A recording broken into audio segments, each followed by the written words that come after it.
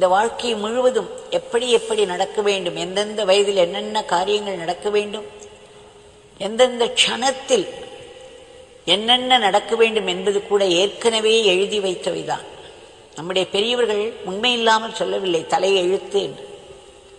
பிரம்மன் உண்மையிலேயே தலையில் எழுதியிருக்கிறார். நாம் நம்முடைய வாழ்க்கையுடைய ப்ளூ பிரிண்டோடு தான் பிறக்கிறோம்.